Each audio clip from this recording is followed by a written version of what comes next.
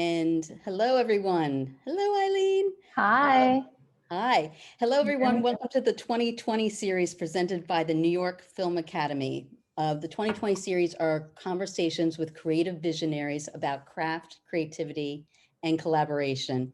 We will do 20 minutes of shop talk and then 20 minutes of answering questions from you, the global audience. So please write in.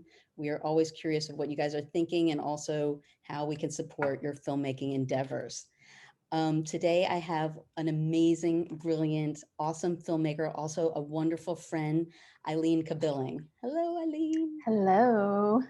Thank you so much for showing up. What I'd love to do, if you're okay with it, is show the trailer of your incredible short film, and then we can go off from there. But I really want people to see your work and understand the depth and resonance of your filmmaking. So Zach, roll the tape.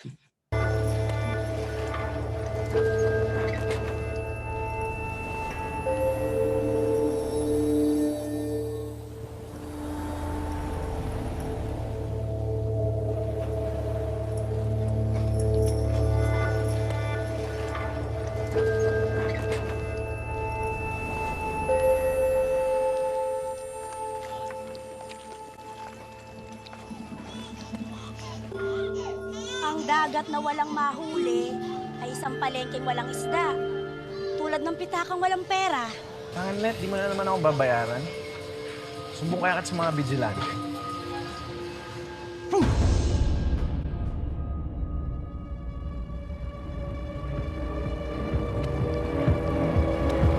Para sa basura.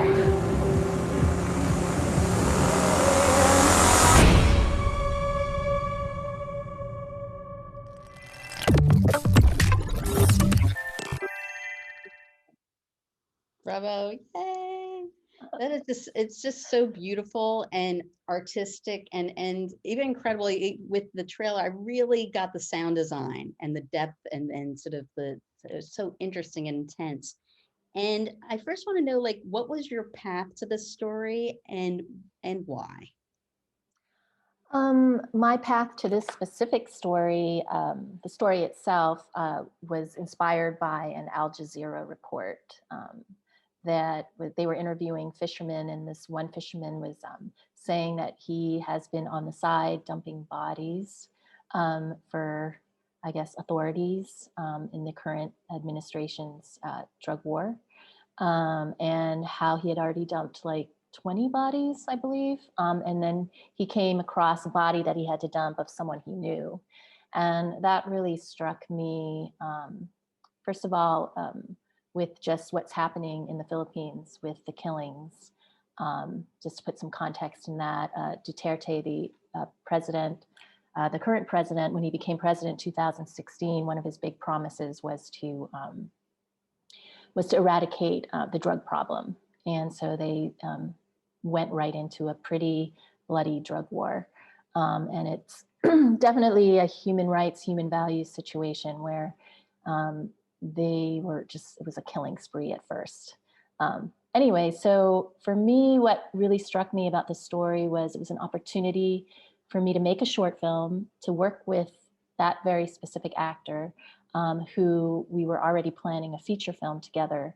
And then also for me to explore the themes that I want to explore as an auteur filmmaker, or stepping into auteur filmmaking after working on many other people's films for many years. So it really gave me that space and that opportunity, and also to continue my vision as a filmmaker as to what I want to speak about. I'm very interested in, I'm a bit of an activist filmmaker. Most of the work that I work on is social impact stuff, even documentaries that I've worked on and such. And what made you gravitate towards being more of a social impact filmmaker, or finding your voice in that? You mean, how do I work on that as a... I guess, where did you, was there something that happened to you in your life that said, okay, I need to use film as a vehicle to get to say what I need to say? Or because you're also such an artistic filmmaker, so I'm just curious where that combined for you. I think it just came out of my own personal path. as someone, like my own personal journey has been about exploring themes for myself to help me express my own voice in the world. I grew up in the United States as a minority, you know, in Richmond, Virginia, as the only like Asian kid in my class. So I think, you know, and we grew up in a world where in movies and literature, you don't really see yourself and your stories. So it was always a bit of a hurdle for me, or a mountain for me to climb. And it is, I think, a mountain for many people of diversity to climb right now in the United States. So there's that. So I've always just been attracted to people who've had to, and their stories, whose voices aren't being heard or they're not being represented. So yeah, I guess a lot of it is that. That is, yeah, and it shows through your work because it has such, as I said in the earlier, resonance, because it's a deeper, richer story, but it's also not a documentary. There's also, you know, there's the visual languaging and then cinematic storytelling that's elevating it. Did you?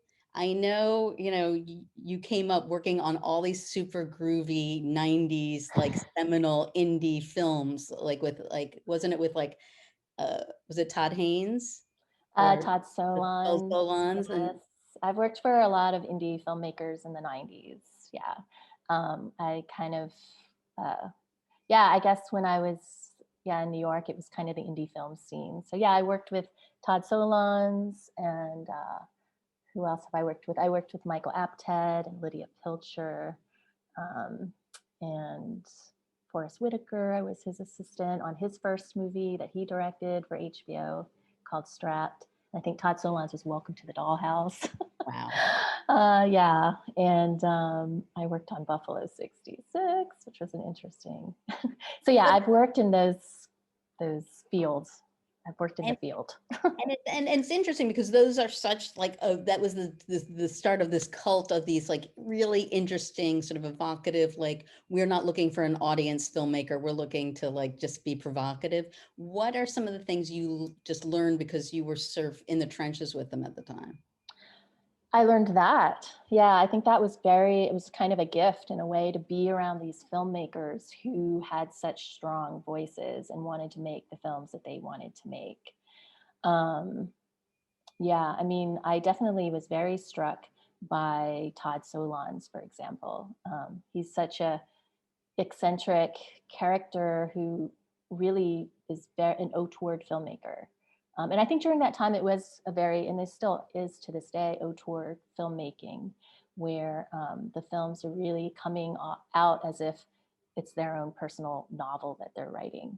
And so to be around that sort of motivation and that drive is very different than I also worked as a writer for Disney, where Disney, as a writer there, you definitely, you know, want to write from a personal place when you're given an episode to write. And I was writing for Winnie the Pooh, but they're also very concerned about audience and testing your episode, and every department gives you notes, from marketing to, you know, the legal department to the executives. So indie auteur filmmaking, you don't really necessarily have that unless it's already attached to a studio. It's a whole different world. Well, how do you go about, because also it's such an expensive game to make a film or to make even your short, all that. I mean, it costs money, and especially to do it at a certain level, it costs money. How do you go about finding your voice while you're making the thing? If you know what I mean, like it's almost like you can't find your voice and then go make something. It sort of has to collapse the timing of it in a way. What did you find, like going in and writing this? I know you did many edits on it, like finding what was really, I guess, important to you.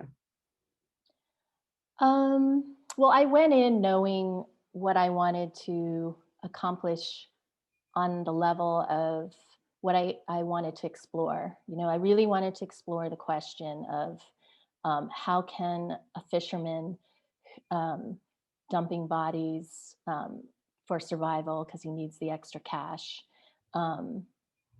How can he find self-value in a world that is already not valuing certain people? So I kind of wanted to put that question out there. And that's, I think, a question that I personally also am always putting out there. How can we have a voice if we live in a system that doesn't support our voice? So I knew that. But in the intricacies of making the film, in the details of making the film, from writing it to working with producers to working with a cast, working with, how to design it and my DP, how to tell the story, that is a very collaborative effort. And I think I discussed these ideas a lot with them. And then they brought their own sort of voice to the table as well, or their own sort of essence to the table. Film is such a collaborative process. It's not like it's just all about me, I think as a director and a writer, it really is about your team coming on board with you and bringing themselves into, mixing their souls into the soul of this film. That is beautiful. I love that. And that is the goal, is that they are, but that you're such a encouraging director that they want to mix their souls with that. They want to go that extra step, that it's not, I'm just doing it for the paycheck, as we go up in time with that. Do you find, what have you been seeing now that your film has been playing globally? What are you seeing in the world marketplace? What types of themes are coming out? Is there something that you've been seeing that is curious, like, how suddenly there's always like 20 horror films at a time, or there's 10 spy mysteries. They all seem to come out at the same time. Yeah, I think with short films, it's a little bit different. I think I've noticed that a lot in the feature film world. There seem to be themes, like, I think right now for people of color, there's a lot of films about immigrants and the immigrant story. Like, for example, The Farewell is about, a Chinese American girl who goes to China to deal with her grandmother who's dying, and her grandmother doesn't know she's dying. But that's a very American story in my from my perspective, even though I think it was the Golden Globes that didn't really see it. I think they considered it a foreign language film. But so, I think that in feature film, it's interesting. In short film, you really see a lot of different kinds of films because it's a very, almost like an art gallery exhibit. They're curating films, and there's very specific types of short film festivals. My film world premiered at the Busan International Film Festival in Korea, which is a huge film market. So yes, most of their eyes were on the feature films. They choose 10, but they do showcase 10 short films, and mine was one of them. And the films that I was curated with, all 10 of them, were all very different, but they were all Asian films. So there was a film from Azerbaijan, a film from Kazakhstan, a film from Vietnam, a film from Japan, Philippines. And thematically, they were all very, very different, actually, the themes that they were exploring. So they tend to do like social impact films, comedies, more quirky. There's a whole experimental film. So I think the short film platform and the festivals, it's a great way to meet all kinds of filmmakers. And it's a great way to just see all the different possibilities. There's films that are like 1 minute long. There's films that are, 30 minutes long. I can't remember what the cutoff date is, cutoff time for the short film is, but I think it's around 30 minutes, 40 minutes. I know. And we were talking about like that. There's something wonderful. You one puts so much time and energy into, like, say, a short film project, that it doesn't just have to be a platform to something else. Like, it can be its own means to an end to express yourself. Yes. And do you see yourself doing other short films in this sort of, especially in this COVID time? Yes. Well, COVID is a real opportunity to be creative about how to make a film, especially as an indie filmmaker. And yes, I have been thinking about the short film format a lot during this time, because I'm like, when am I gonna, I have a feeling to make an indie feature film. We were just talking about this earlier. Maybe another, year or so. So yeah, I've been thinking about the short film format again. And I have a couple ideas that I'm working on, hoping that I can just make something this year. One is my family has all this amazing, my mother had saved all this amazing Super 8 footage, and I have all of it. So I think that's an opportunity, like if you have old videos of your family or old videos you had just, in your garage, whether it be Super 8s or VHSs, there's footage there to make something. So there's that. And then I find it interesting how people are making film within the Zoom format. I find that with movement. So I am talking to an old modern dance colleague of mine about creating some modern dance pieces. I could totally see that. I've seen a couple of really good ones that are really syncopated and very interesting. How they use the format basically to go forward with that. Did you? This is something actually we've never talked about. Is especially like in the last few years, people love to sort of peg people in these sort of buckets. Like you're a female filmmaker, you're a Filipino filmmaker, you're an Asian filmmaker, and I want to know what you think about that sort of strategy. That I don't know what the word is, but like just putting people in these buckets to make it sort of easier for the sell or to get into the film festival. Yeah, I mean, right now it really makes a lot of sense to, for example, within the Philam community, the Filipino-American filmmakers, we are really supporting each other. And a couple pioneer filmmakers like Diane Paragas and Marie Hamora, they've started, communities and have really initiated for support.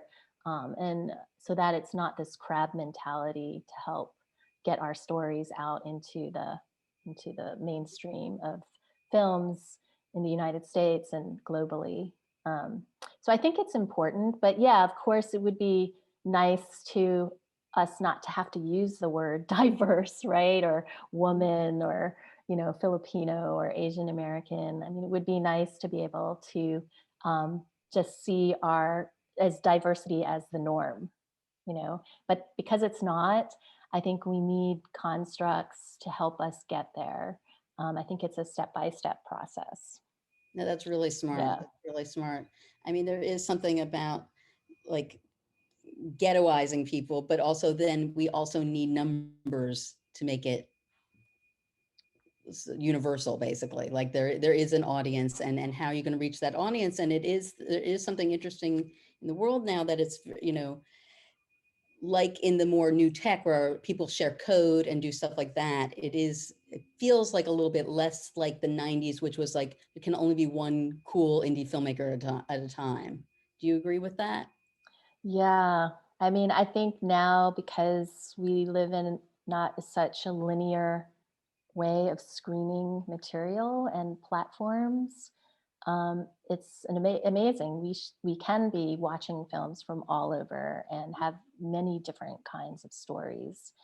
And I think that's kind of what's happening, right? I think that's why there's a lot of disruption happening. And it's maybe scary for some people, but it's the reality that we live in a tighter world, like almost like a smaller world with a lot of different kinds of people.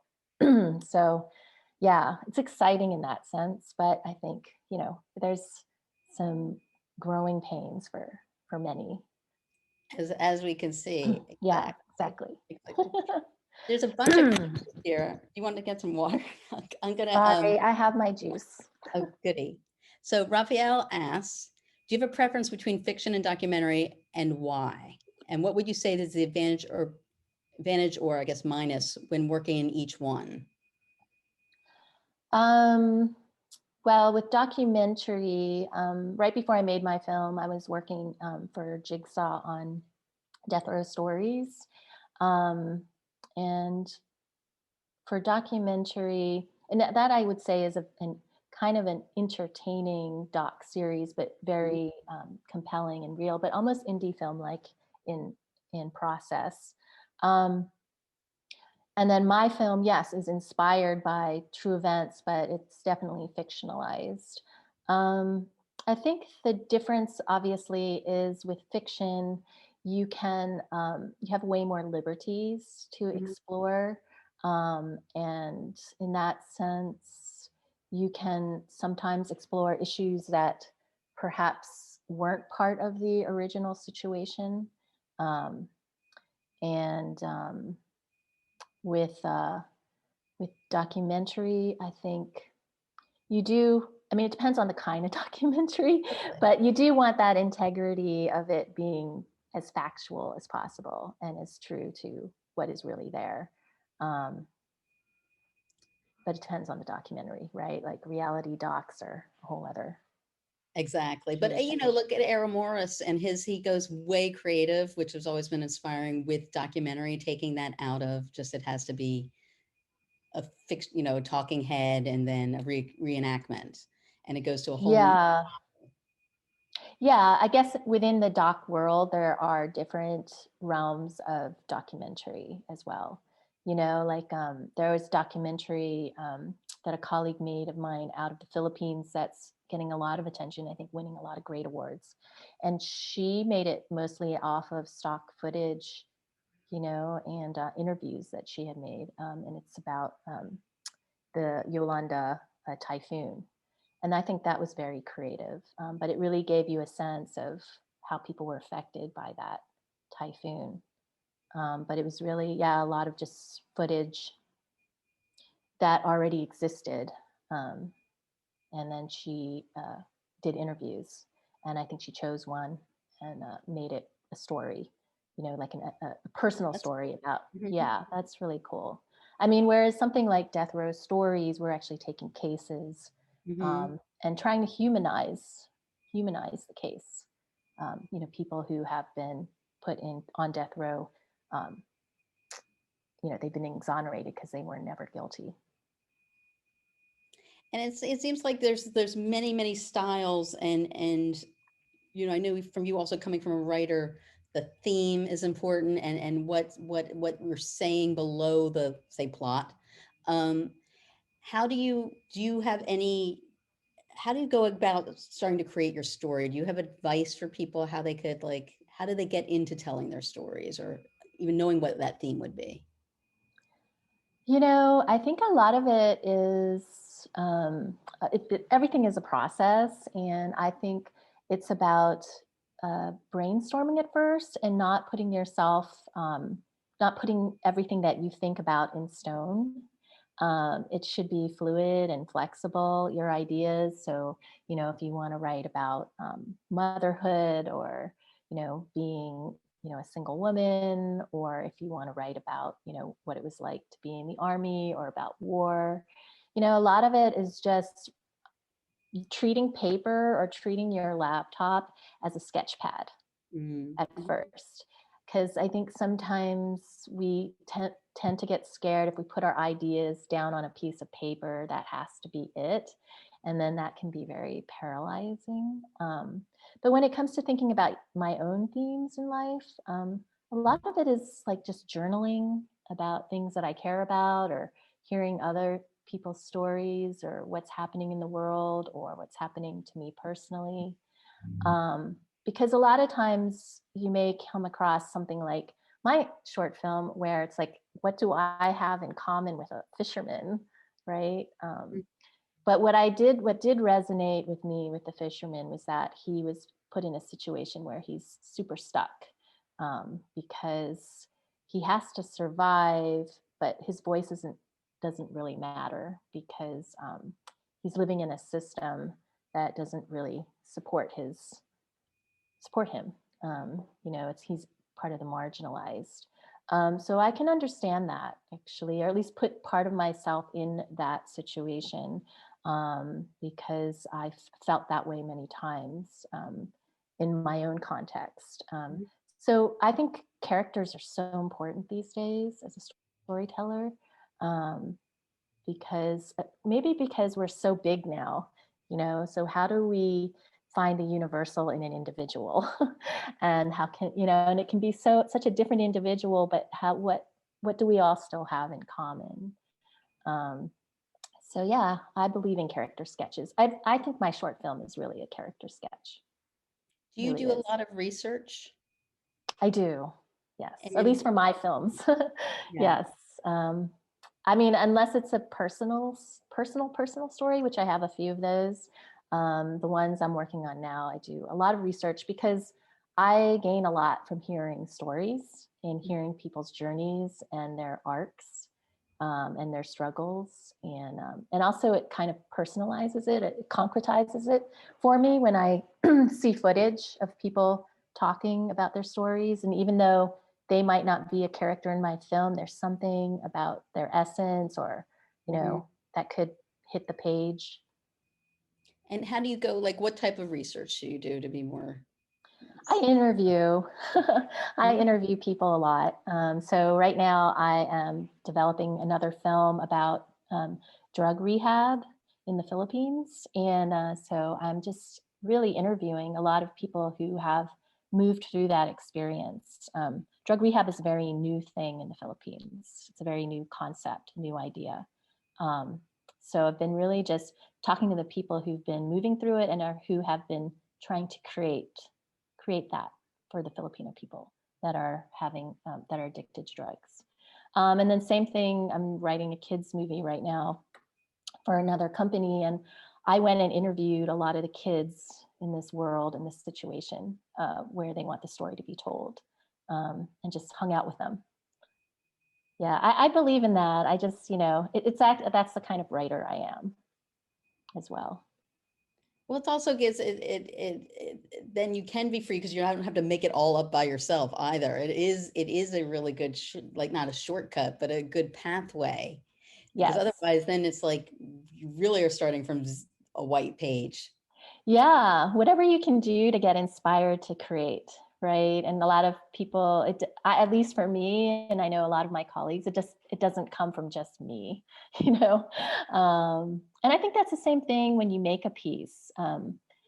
If you're just making a piece all by yourself and you're not getting input from your team or your producers or being open to being critiqued to make it better, to have a conversation, then you're kind of just making something in a fishbowl, you know what I mean? Like by yourself. And that's fine. And but I always feel like if you have someone that really relates with your work, colleagues or producers, or obviously your own team, hopefully, you should be able to have dialogue about your work to make it better. And if it's being initiated from you, like for myself, I've had to learn to be really open to critique and to trust what critique is.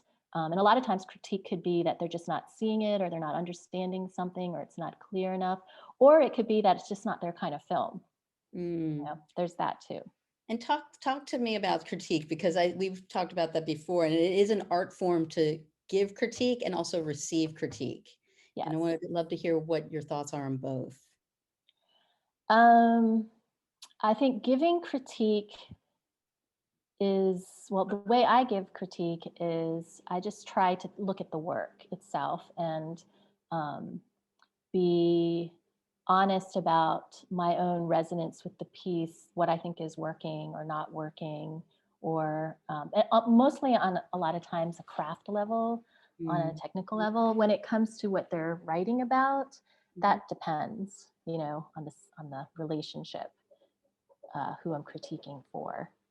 But I have trusted people around me that I had a really good colleague of mine who is a very close friend of mine and still is, who told me that my film was not ready. You know what I mean? And that it would be a very big mistake to go out there and put this film out there.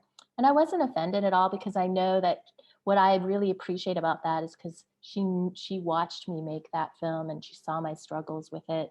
And I know that she was saying it from the heart. And I also knew what she meant. You know what I mean? There were some things that I could probably go out and shoot more. It's just that I didn't have that in my plan anymore, was to go out and shoot more. So you just have to make a decision, you know, at that point. Well, do you know, is it when it resonates, like when you're hearing, when one is hearing criticism, of course, no one wants to hear criticism. We always want everybody to think we're just geniuses. But Right. you also want to make the work better. And it's all about having the work, not my emotions, feel good. Right. How do you discern between, I mean, there's many thin threads between, especially with other filmmakers, jealousy, or maybe their craft isn't really great. You know, like, how do you know, is it that it is something that you can take and work with? Oh, the material. I know that's so tricky. I really recommend people when they make their films, and I did this with myself, and I saw this for the filmmakers that I worked for in the past, to have mentors, like real mentors, not mentors who are just going to make you feel good, you know, but mentors who are going to be very honest about your work and honest about how they feel, but also mentors whose work you appreciate, so you guys know that you're in the same field of the type of stories you like to tell and the type of characters. Like, there's no reason for me to, you know, have a mentor who, you know, works in a whole other field, for example, or works on completely different kind of storytelling, like boys animation or something. For me, like, it's a different mindset, unless the writer, and I know his or her work resonates with my kind of work and we have a good dialogue together. But that's a really great question, because I also am still, I mean, I think it's a lifelong question. When do you know you're done? When do you know you're finished? And when do you know it's just ready to put out? For me, it was me really knowing my footage, really trying everything. I tried everything. I also tried people's suggestions when I was feeling confused. Instead of rebelling against it, even though it sounded way out there, I went ahead and gave it a try, like recut the film a whole different way, you know. And then I did have people see the film and give me their honest opinions about it. And I tend to like to be around people who really will tell me how it is, like how they feel. But I also had to learn how to get used to being critiqued harshly. And that's really happens to you when you work for the studios. As a writer, you get critiqued left and right, and you build a tough shell because you realize it's not about you personally, it's really about the work. And I think that really shows a sign of being at a certain space with yourself and your work. But it's always going to be a little bit, sometimes you just need to take space when you get a very harsh note or a note that you just don't understand. You know, just take space from it and just process it. And maybe a lot of times just ask questions to the person who gave that critique, because a lot of times we will hear critiques from our own traumas or our own lenses of what we're insecure about, and it may not even be about that at all.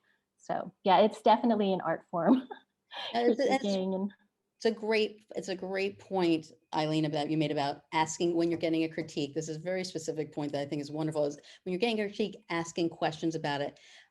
My natural thing is to go into the defense posture and rebuttal. Like, you don't understand. yes.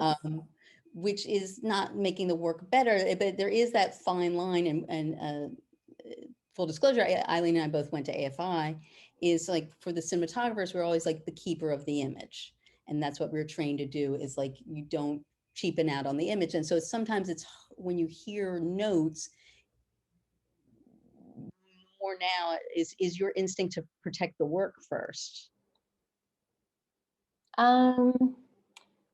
I think I've gone through phases in life where it was about protecting the work first, but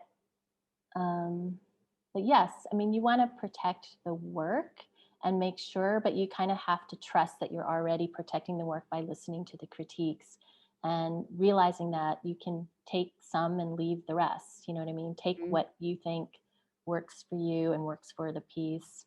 And I like taking stuff sometimes that are completely way out there that I was like, wow, that's not what this film is all about, you know, and then just ask. And I use that as an opportunity to practice asking questions, to learn how to confront critique that might be uncomfortable.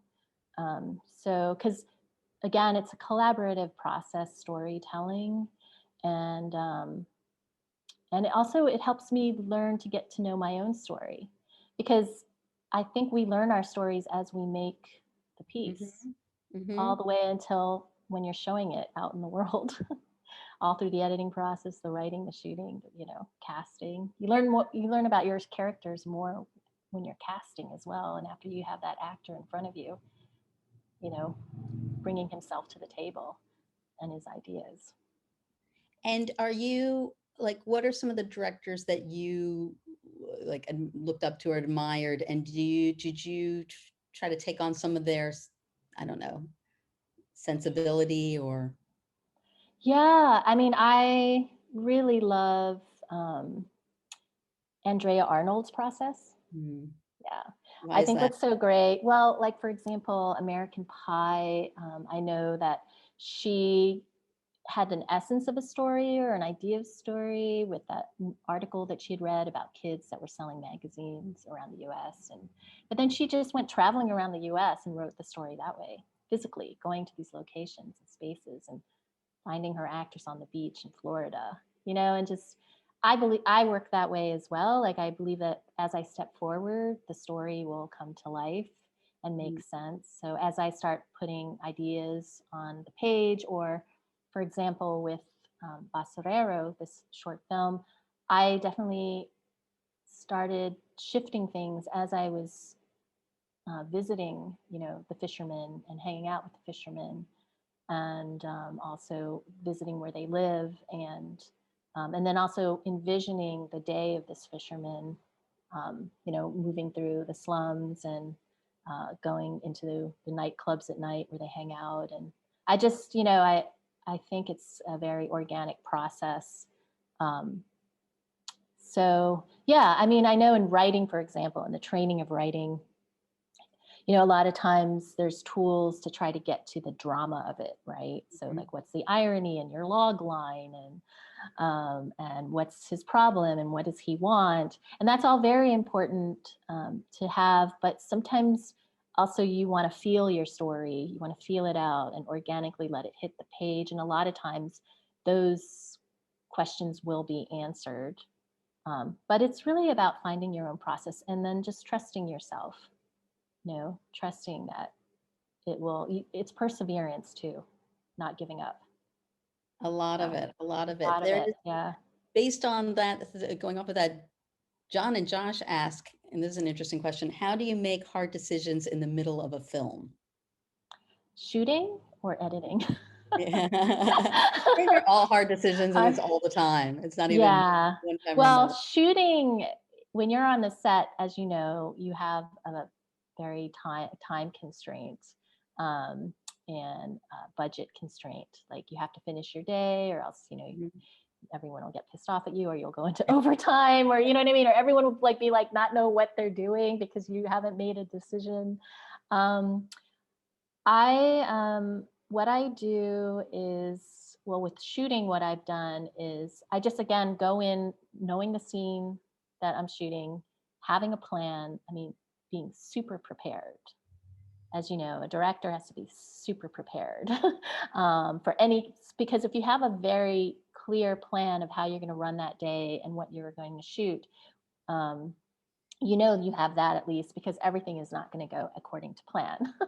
When you're shooting, all kinds of things happen, like someone doesn't show up or something breaks, and so you just have to really be reliant on yourself and your teammates to problem solve. So everything is about problem solving.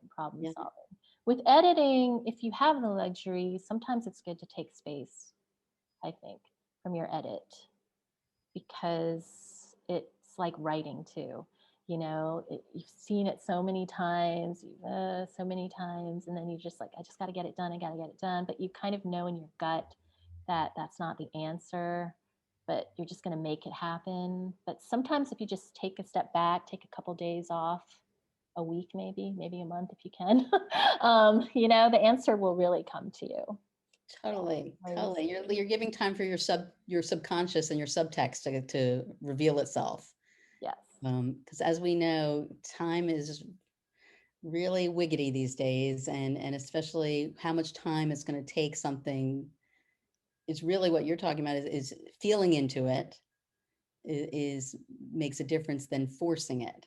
Yes, That type definitely, of thing. because then you risk the situation of contriving a situation versus it organically being motivated by what you have written, your characters, the world, the situation. And these days, storytelling has become so sophisticated that way. You know, you can't just contrive a plot. These days, it almost seems like it's so character-based, character-driven from their deeper internal, you know, dark spaces. You know, everything seems very sophisticated these days, I think.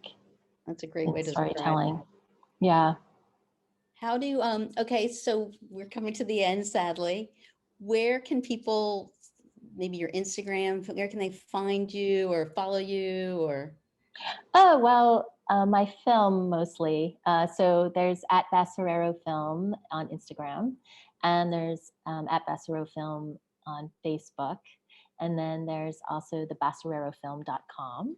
And yeah, we are about to go on, start a bunch of new festivals for the spring.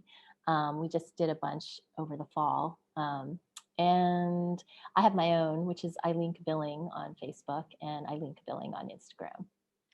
That's wonderful. And last question, which I love asking, if you weren't in the film industry, what's the career you'll be doing with yourself?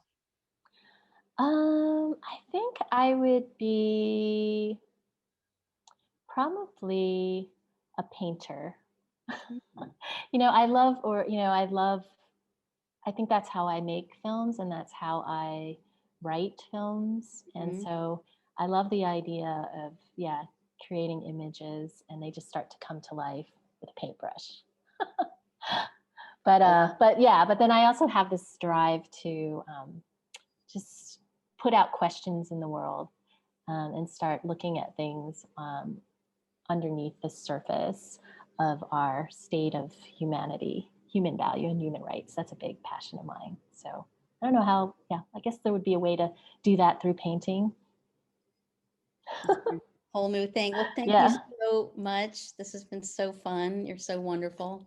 Oh, thank you so much, Liz. This has been awesome. Everybody go to her sites and support her. She's an amazing filmmaker and a wonderful person.